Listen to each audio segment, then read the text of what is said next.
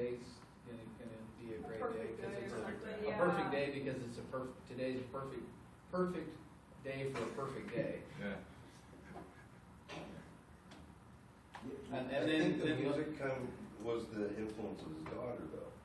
right. It's a I like generational thing. it is. I like the upbeat music. I like the song itself, but when you listen to the words for that moment, And use it in context. yeah, It's like, that's kind of creepy it's too. like when horror movies use Was she a beach Christian noise artist? songs. Did you know that? But I I don't. mean, there's certain rationale to that, though. Yeah. Isn't it? The kind of, I mean, the mismatch, it seems to me, like can actually, If delivered properly, can work. Yeah. that there can be a reason. Same Again, feel can be from helpful. someone that if we're really talking about, options and choices and confusion, I don't know. But I don't know what I'm talking about, so.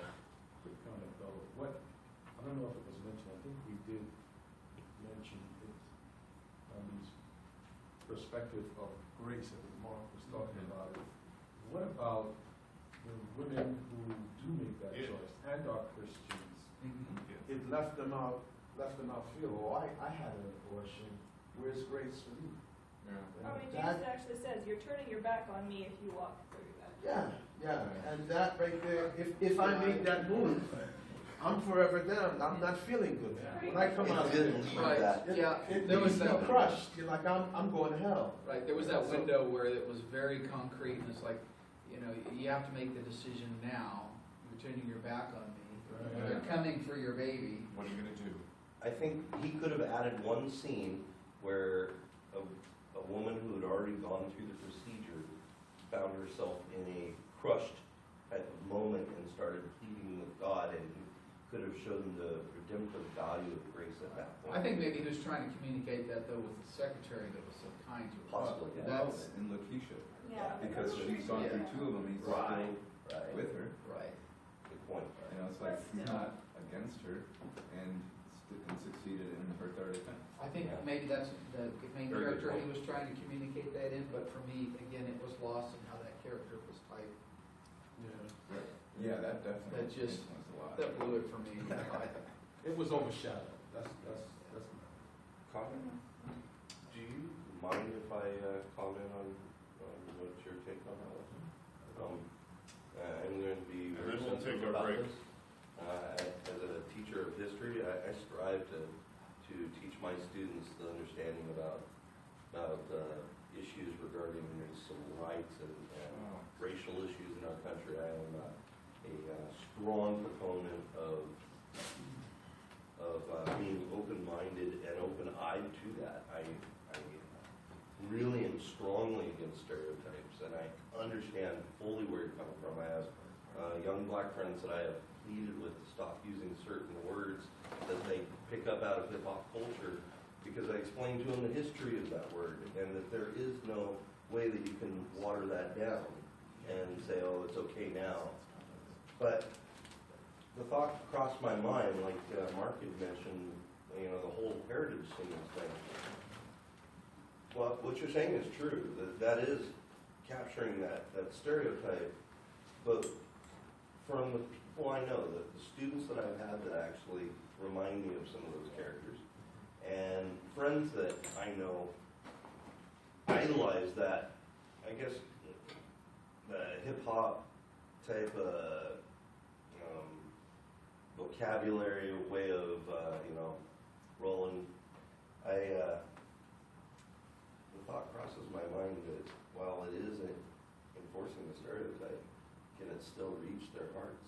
And can those people that are already in that stereotype by choice, can that be something that can connect with them? And there's a lot of people like that. So Conrad, you get the final word here before our break, if you'd like. I would say that there are many forces in the world amongst different people groups. Just because a same people group may promulgate something doesn't mean that it's right. Actually, you can use the internet, television, radio for good or bad purposes. Right. So there are a lot of groups who do things that are contrary to values of certain, I don't know if you understand what I'm saying.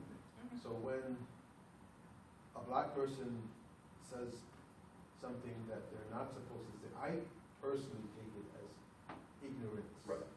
You see what I'm saying? But the values of right and wrong are still there. You know, and that's the principle is still up front. You know what I mean? So, I'm not just leaving it at that, but it's very interesting though. What would you recommend when he comes, actually? Because I was hoping to address that with him, but I was talking to Abel about it yesterday. I don't think, coming from me, he would really understand. I don't know how you feel about that. We could just ask him a question, I mean, What was your approach? so often, we feel like in asking questions that we need to give a speech first, oftentimes that's what we do. But we can just ask the question. Now, I noticed that in some ways, it seemed to me like there were, some of your characters sort of followed a stereotype. Talk to us about that. The shorter the question, and really what we want, we're not trying to catch them. The film's been made, it's done. Yeah. So we want to learn about the process for him, and we can learn from the things that he's done right, and we can learn from the things where maybe he hasn't done right. So our hearts should be, I think, open to him, and extend grace to him as we would want. Anything you write, anything you produce, any piece of art that you're setting yourself up for critique and criticism. So if he realizes that, let's be gracious with him. And I think we can talk. I don't think we have to focus just on the film. I'm interested in the playing of. No. Okay, No, good. no, he's not here for the film. I think he's all about Matthew and the change, the personal change for him, and anything you want to talk about, technical stuff or connections or just. He's a fantastic actor. I think he's a nice guy. My 3 minutes with him yesterday were, I think he's a genuine.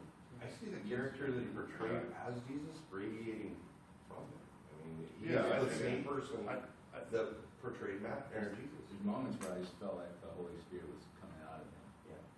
Other moments where I just saw a little bit of bitterness. So there's a little bit of both. He's struggling a little bit. So I think he's a great As guy. he said, human. Yeah, we are. Too. Yep. So, let's, Conrad, quiz.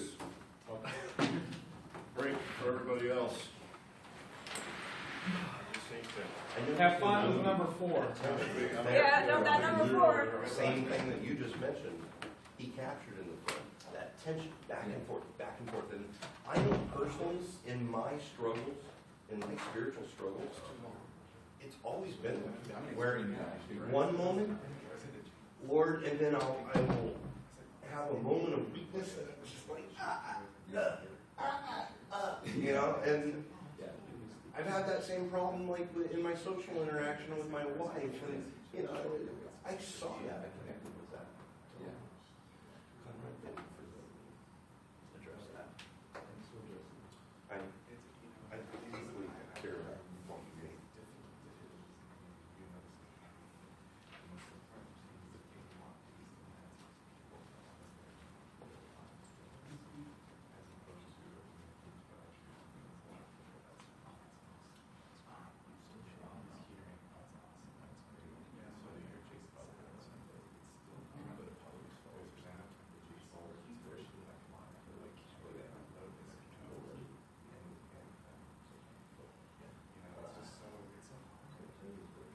That's where I noticed his maybe confusion or resentment.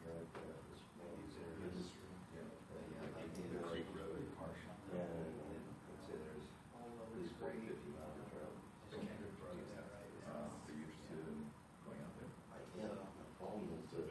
business for everybody, whether it's formal or you're trying to solicit private donors. The point about conventional medicine, alternative medicine, that everybody's really having to. Like 3 hour graduate.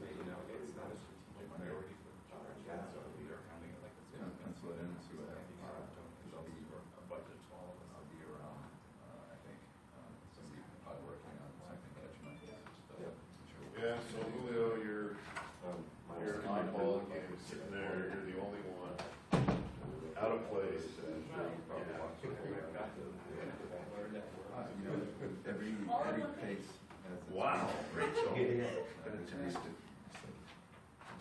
I've always stressed that when you're out. No, 6 out of 5, you can't You do go that. to the Can't do that. Can mark me off. That slowest person. Table writing in his invisible ink. My CIA pen. How many years Where's were the you black with light? CIA? Actually, It will erase in. funny story about that. Yeah? I didn't go, I wasn't in the CIA. I was- Another agency? I didn't. He can't tell us, or he's, Um, all the. Stereotypes, Paul. Some people are like, oh, sure you weren't. There's nothing I could say to convince them. Yeah, I wasn't. But one reason I wanted to go to that grad school was that I knew that they were recruiting out of there. And there was 2 things that I wanted to, because I did want to go in, and I had some concepts for them. Because I wanted to use soft power to form a hedge against like ideologies or whatever in like certain parts of the world. And try to insert the Christian ideology, leveraging nonprofits, and kind of funding them without them knowing, just kind of having them form a ideological hedge almost. And I kind of shopped the idea to these guys that I was talking to, like, they saw my resume and they're like, I just kind of spill all this, I'm like, this is what I want to do, and they're like, oh, that's great, man, that's great. This is what you do, just put this in your resume, put these words and apply to this fellowship, and, blah, blah, blah. And I'm like, they want me to do what I was doing before, hunting bad guys.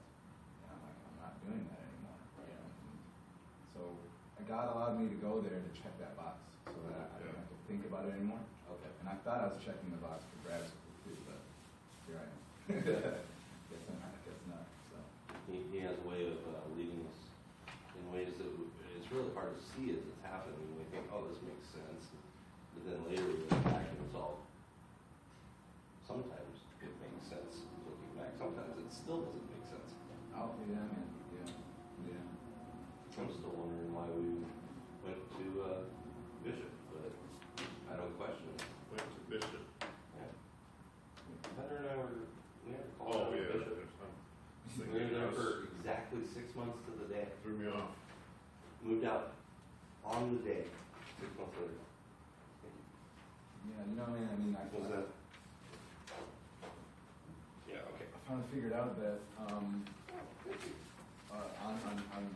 heaven's perspective, our lives, the way we move around, don't have to produce big things like we keep thinking we have to do big things here and achieve certain things in order to be a success. Maybe we went somewhere just to have a conversation with somebody, and plant a seed in such a way that it would germinate later by the Holy Spirit and save that person. Absolutely the case, I think.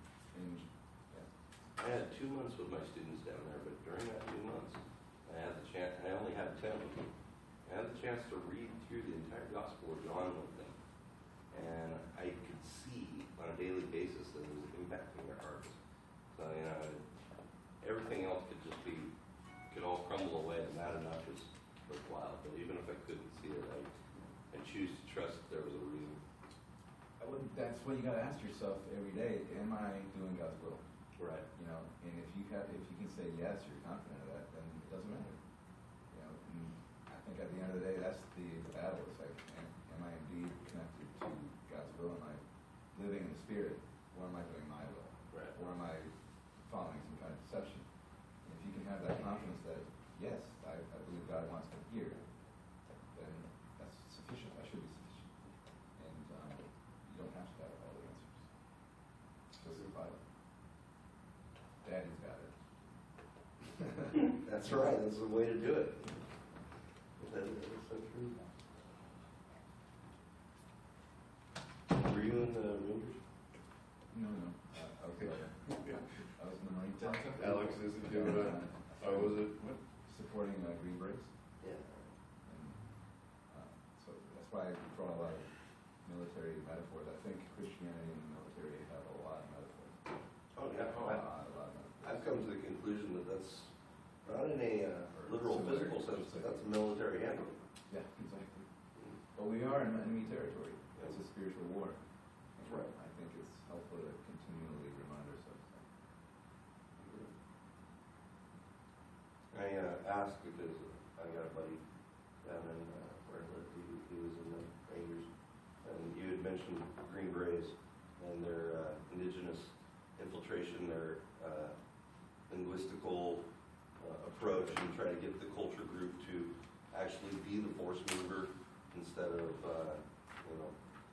traditional military, full scale, just your regular army troops. Rangers are unique. Each special force has a unique task. Rangers are, we used to call them knuckle draggers. Because How was number 4? they're very good at kicking down doors Yeah, and accomplishing objectives. because they don't have that finesse that's needed for.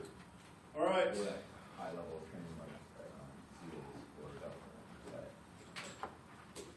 So, I love to talk about the world religions.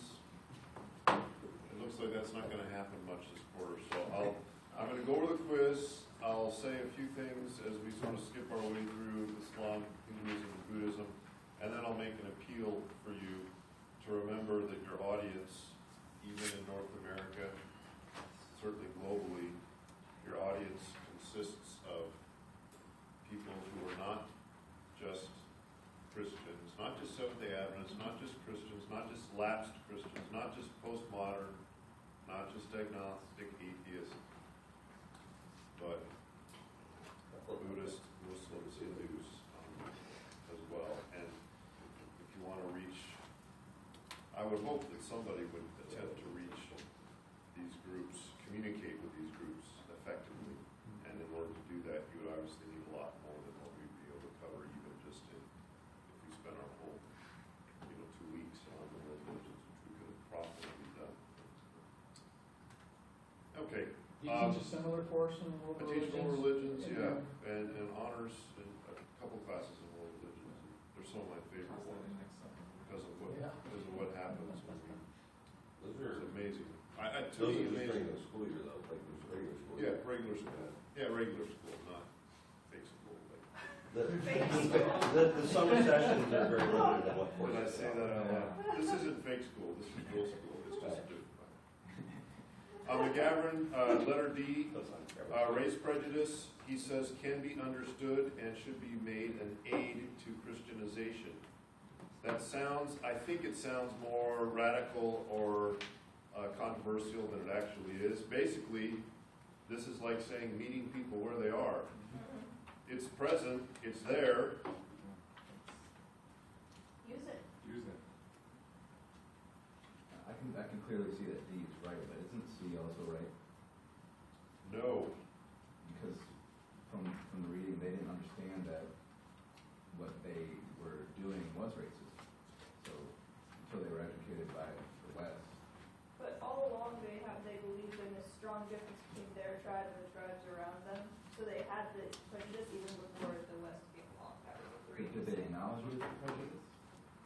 Is it prejudice if it's not acknowledged? Yes. Okay, fair enough. I kind of think that Although it's a valuable, and I'm thinking more about what you're saying. race is very important. I think the problem is when we hate other races, not when we identify ourselves with the race that we are. I think that There's a fine line there, though, isn't there, between saying, there is. yeah, there's a fine. And boy, I was just gonna race through this, and then Abel. You go and you ask a good question, and then it throws everything off again. Please, we're just checking through boxes, guys. Let's not be thinking. Please, just Look at the number. It's a right or wrong. Real quick. It's not real school. According to McGavran, missionary and church leaders seldom seek to establish people movements and actually may resist the people movement when it begins in their territory. It's like, because it's outside it's like you can't control.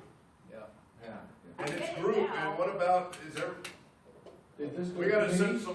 we gotta send someone there to figure out if what's happening is really the, I can't take attendance one at a time. I was thinking about that, but then what I began to assume was the fact that this was previous. Now that the group is established, B would be a better answer. That's what I was thinking. Well, and I chose B because for some reason, it doesn't say that, but I read it as they should seldom seek to, because B said should, and I was like, oh, they shouldn't do that, but no, this is what they actually do, so I just didn't get it. As I read through this at the beginning of this article, go ahead, Alec. I just thought we were gonna go to number 3. Sorry. as I read through this at the beginning of the article, I began to become angrier and angrier, honestly. I was like, what is this man saying? But then on page 337, he brings up the point that he says, obviously the Christianization of people requires reborn men and women. And he jumps over and notes that the group decision is not the sum of separate individual decisions. Those details, when he put those in, it This is changed a great, it instantly. this is a great article. It really is a great article, so I'm sorry if you didn't like it. No, it was only You can be wrong, but it's All encouraged. match the term with its definition. Here's the error. Universalism. You could have A or B in the answer based on the reading. Yes, I noticed that. I put this here for the purpose of speaking about it. So A or B is okay. Yeah. The correct opening line under universalism is not that all sincere religious seekers will be saved. It's that all will be saved. Doesn't matter who you are. In the end, God saves everybody. Okay. So that's an incorrect line in the article. I want to make sure Right. that's plain to us. I wondered about that. Okay. And it's Yeah. an Yeah. error, not, They look the same. yeah, Yeah. that opening line Right. sets you up. And then you read the opening line for inclusive, and it's like, well, that sounds Same like thing. basically Yeah. the same thing. Universalism is, as the word suggests, universal salvation for everyone, including those who, as best they can in life, reject God, turn away, live what God will still save them in His mercy. That's what universalism It is. maintains that all will be saved. full All stop. Yes. universalism is that all will be saved. Yeah, that Full makes stop. And the word sincere is why it's Inclusivism says those that are seeking after what is good, after what is true, whether or not they've heard the name of Jesus, they will be saved. So we're clear on that difference. The question here, based on the reading, I'll accept A or B, right, as a correct answer for the quiz, but the correct answer is B, and universalism is that everyone is saved. Restrictivism, an unfortunate title because obviously you know right away it's a pejorative way of describing this view. Yeah. So it's an outside. These folks maybe would call themselves shut door. Bible. They would say, you know, the scriptural position or something like that. So It's a shut door. restrictivism, sometimes. What's the other term? Exclusivism is the other term. Again, pejorative sorts of terms you know right away. People aren't going to be waving their heads. Yeah, I'm the exclusivist. I'm the restrictivist. Number 5. Wait, you missed more. Yeah, that's only for those we already talked about. With spiritual insight are able to see. Number 4. It's a word of encouragement to the true followers. So sorry if you don't see that. The second one was C then? It was C, right? Yes, number 5 is C. Oh, I put A. No, No. C. Oh. Wait, I Nobody changed my wrote B. answer. Nobody wrote B. I put A and then I changed I it to put D in there, actually. I scrolled the D in there, but yes. Yes, good. Okay, I like independent thinker. Okay, good. Moravian missions was fueled by prayer, Yeah. prayer, 24/7, 365 times, for 100 years. or more than 100. World A is the unevangelized world, the unevangelized world. So there's only 6 questions. The number 3, those are each worth half point, but it's out of 7. You get a point for being here. So even if you miss everything, you got a 1 out of 7. Send it forward, and then let's get ready to got half an hour.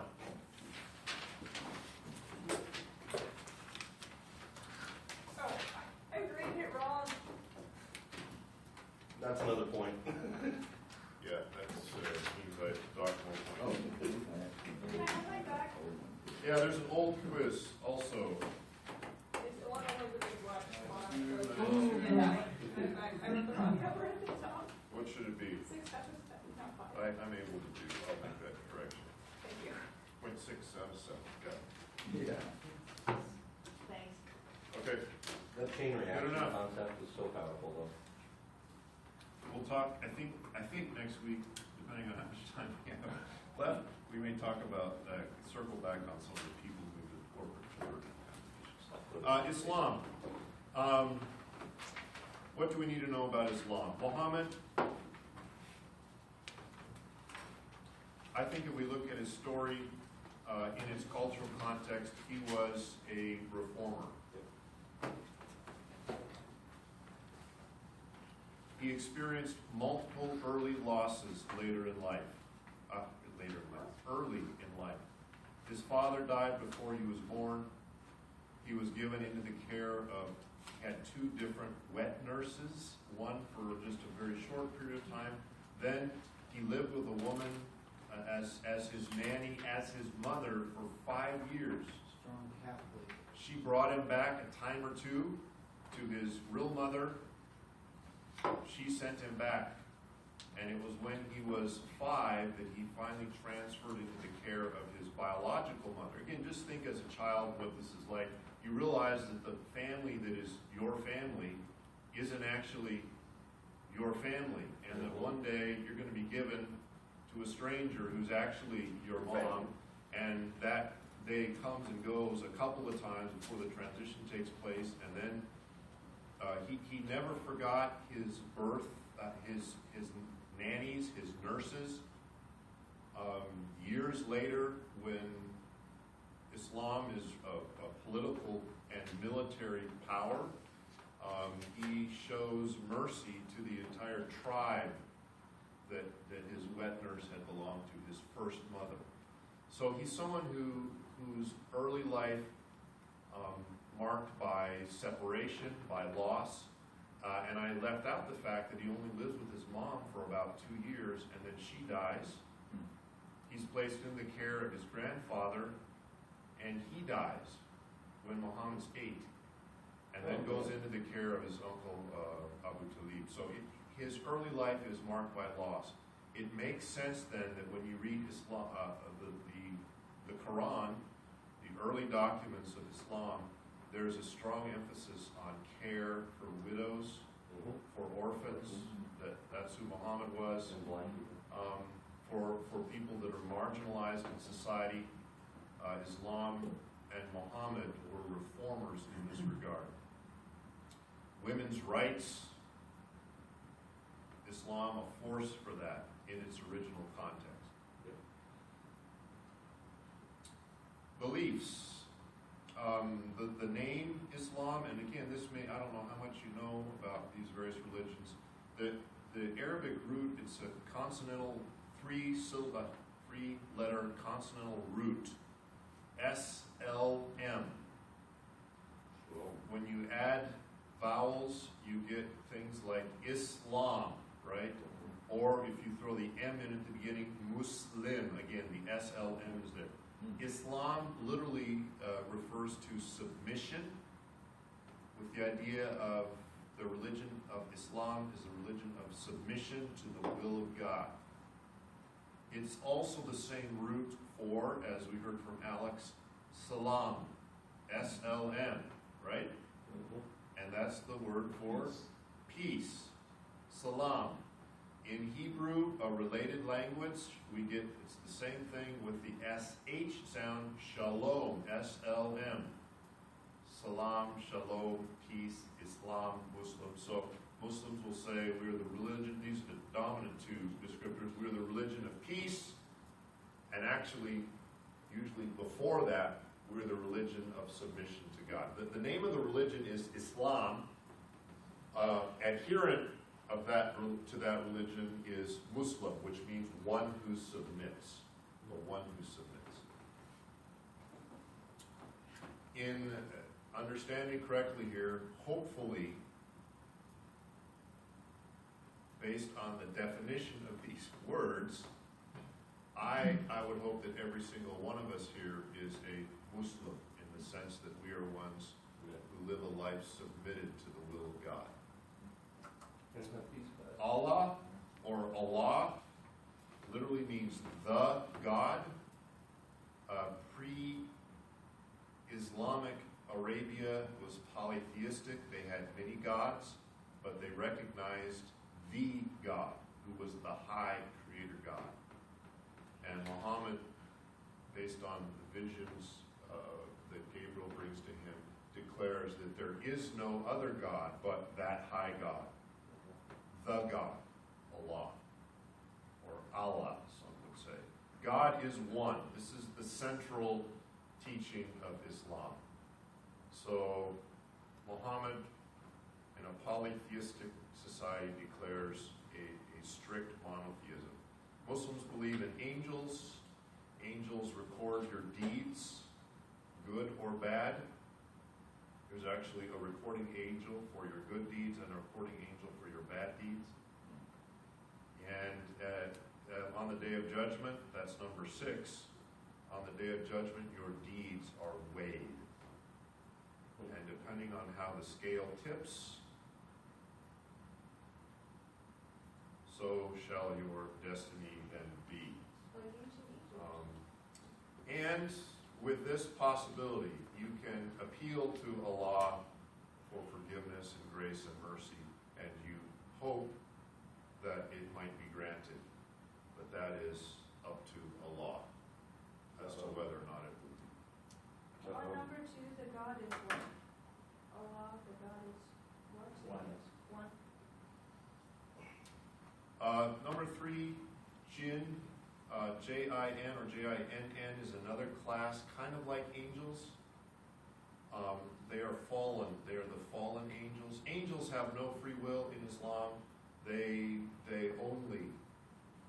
can only follow Allah's will. Jinn, on the other hand, led by Shaitan or Satan, leads the jinn, and they're J-I-N or J-I-N-N. So these are essentially... We get the word genie from this word. They're a different class of angels, angel-like beings that have fallen. They can be converted. They have free will. So there are jinn that become Muslims when they hear a really good sermon or a reading from the Quran that's really powerful. Jinn that are listening in can be converted. But generally speaking, jinn are mischievous beings that blight your life, that cause trouble for you, led by Iblis or Shaitan, Satan, who refused in Eden. See, I was just going to keep it simple, but I'll keep going into more detail.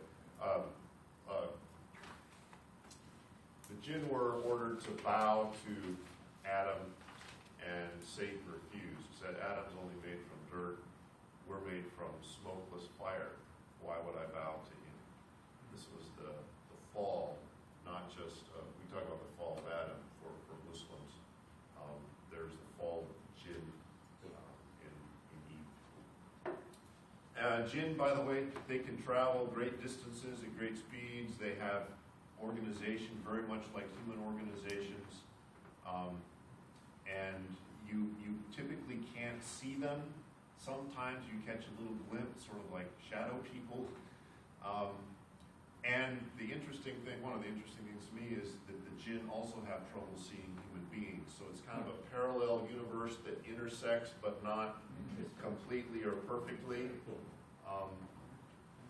Prophets. Muslims believe in prophets that God has sent to human beings throughout time. Most of the famous Bible characters that we are familiar with, I say most, but yeah, I don't know, that many of them are prophets in Islam. So I mentioned Adam. When you start going through the list of parallel characters in the Quran and in the Bible, it's a hugely long list. So Muslims know about David. They know, of course, all about Moses. Moses is a huge figure in the Quran. Adam and Eve, John the Baptist, Abraham, of course. Jesus. Ishmael story reversed. Well, yeah, in a sense, reversed. So prophets, absolutely. And they believe that God, or Allah, sends prophets to every people to share the message of Islam with them. I should have noted this term Allah. Arabic Christians and Arabic Jews pre-Islam. This is the term they used to refer to God. And still to this day, Arabic-speaking Christians and Jews, they use the same term as Muslims do. It's a reference to the high God, the only God. With the Billah? What do you mean? Christians don't say Allah, they say They do. Allah. They say Allah. It's the same word. Well, I agree that it's the same word because I dismissed the issue of the consonants, the vowel. But No, a Christian, Allahu Akbar. They'll give the exact same pronunciation and everything. There may be certain parts where different dialects, or maybe there's a Christian movement that makes a slight vowel distinction. But Allah, Allah, Allah, through much of the Arabic-speaking Christian and Jewish world, that's the same. well, his background is Lebanese dialect. I don't know. That's what he does. Well, I know that's a Christian declaration as well. Allahu Akbar. God is greater, or God is greatest. I see them as identical. So Holy books, Muslims believe in 4 primary holy books. The Law, which was given to Moses. The Psalms, which were given to Prophet David.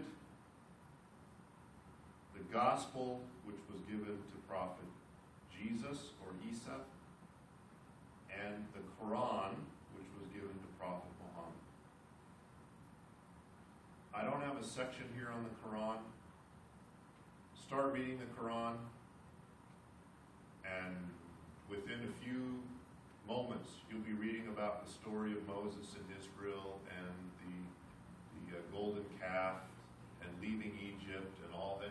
You're like, well, I thought I was reading this is supposed to be like and the story isn't identical. The style is different. But a good portion of the Quran, the story of Jonah, you read it in the Quran. The story of Jesus' virgin birth to Mary, birth of Jesus to the Virgin Mary, you read it there in the Quran. The Messiah, yes, Jesus is the Messiah in the Quran. So these holy books are seen as all coming from the same source. The problem for Muslims is that they believe the only revelation that has been retained uncorrupted is the Quran. So where they read a difference between the Gospels, for example, and the Quran, they would say, well, the Quran is the trustworthy one. This other has somehow been, through time, has been warped or twisted, or the more accurate. How do they rationalize that? I mean, why do they think that? Oh, because they will trace the origin of the Quran. There's a whole process where Gabriel reveals it to Muhammad. Muhammad recites it back to Gabriel. And then after revelation, Muhammad recites it to others who put it into memory. And then it's all written down. So it is word for word, literally, the literal word of Allah for Muslims. It's uncorrupted. It's perfect. Through Gabriel, but not. Through Gabriel, yeah. That's a fascination. Through Gabriel. Day of Judgment, deeds are weighed. I said that already. For Muslims, the Day of Judgment is a day of great fear.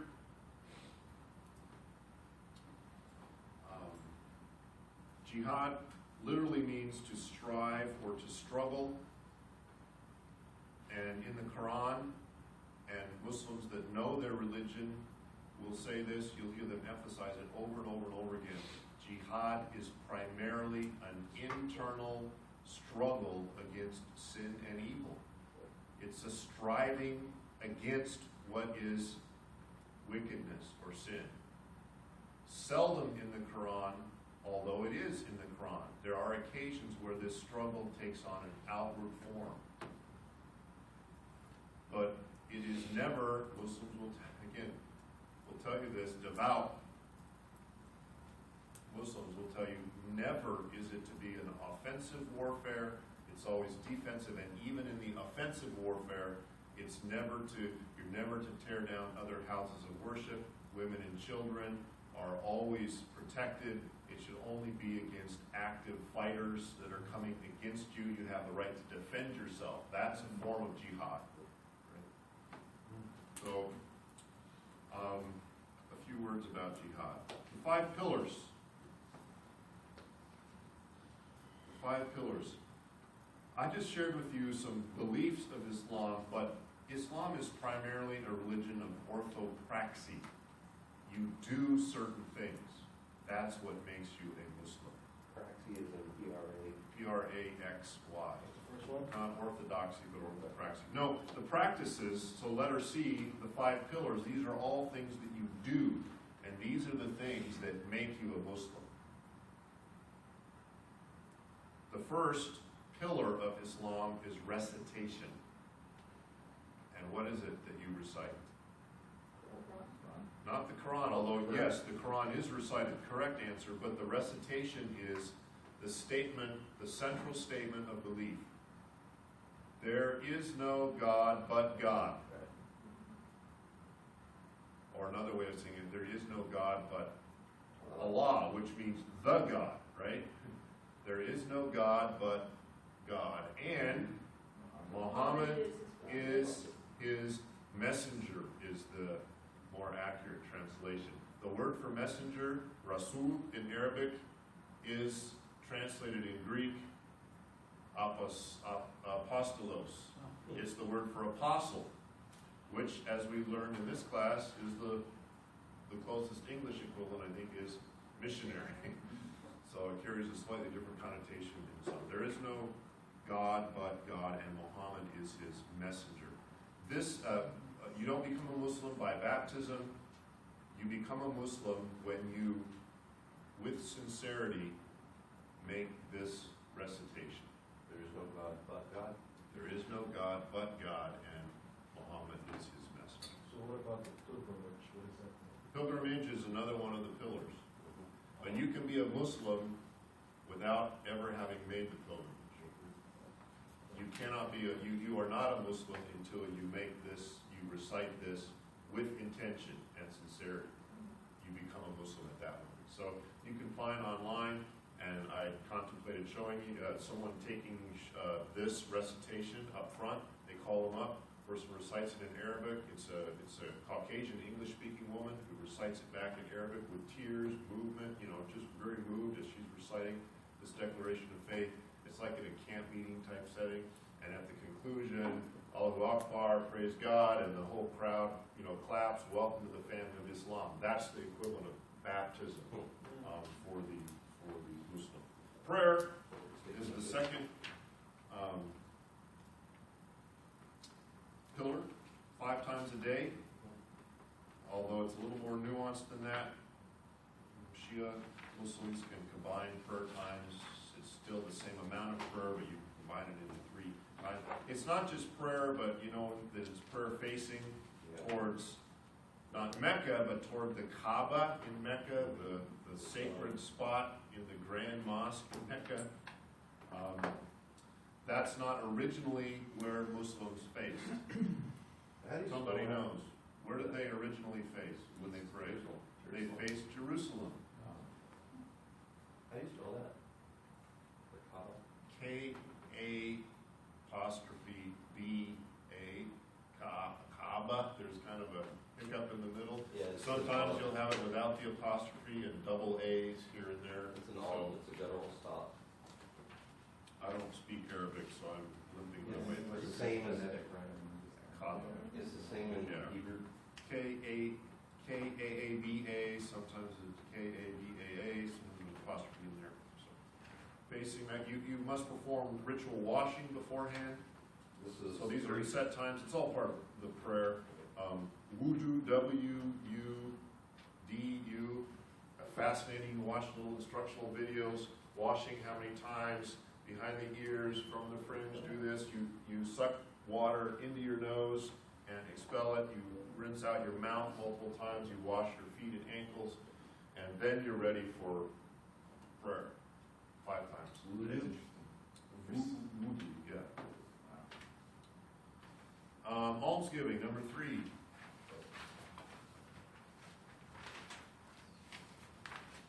Almsgiving. It's 2.5% of your, not your income, but of your wealth annually. In some parts of the world, it's collected voluntarily. In some countries, it's much like a tax, right? Because the government and the mosque, there's a kind of association there where if you were not to give alms, then there would be some, we would call it here probably legal trouble. But almsgiving is for the poor, for the orphans, to support the mosque, and it can even be used to help travelers and be given to non-Muslims so that they might come to understand the generosity of Islam. So it's missionary funds, it's benevolent funds, almsgiving. The whole Muslim system, Islam forbids the use of charging interest. So banking system in Muslim countries, it's fascinating. I don't understand it all, but the way that they work with this in the modern world is amazing. The fast, number 4. And we often would refer to this as Ramadan. I think we understand, most of us understand. That's the month. It's the month of the Ramadan, but during the month, no food or water, no food or liquids during the daylight hours from sunrise to sunset. People start waking up early. People wake up early, they will eat, and then, Good food. and they'll say, I had a Muslim exchange student that was at the high school here, the public high school, that came and talked to our class, and she just, people were asking, wasn't that hard and all that? She said, really, she said, the first few days, but then she said it's the best time of year because it's such a time of communal gathering and eating together. And she said, and God, she said, you'd think it'd be really difficult. She said, God helps you, and it's really not that bad. It's a great time of year. Hajj is the final one, or pilgrimage. Since we're sticking with the English terms, let's go with pilgrimage for number 5. As you are able, you make pilgrimage to Mecca. And again, you can be a Muslim and not have gone on Hajj. The access is limited. The Saudi government only accepts a certain number of, pilgrims from each country. There's a long process. You need letters proving that you're a Muslim. If you're a woman, you need approval from a male authority figure in your family, either husband or father or youngest son. If you don't have a husband and your father's deceased, all of this stuff needs to be turned into the Saudi government. And then there's a kind of quota from each country. So you can apply, and never get a chance to go on Hajj. Expensive. What? Not, I said youngest son. It's oldest son. That makes Right. sense. Sorry. If husband or father, whatever, if they're out of the picture, then your son needs to write a letter for you. Any of these practices that are unbiblical? Is there fasting in the Bible? Oh, Is there pilgrimage? Almsgiving? Prayer at set times through the day? Possibly. And There's precedent. Just because we don't. Recitation? Hear, O Israel, it's not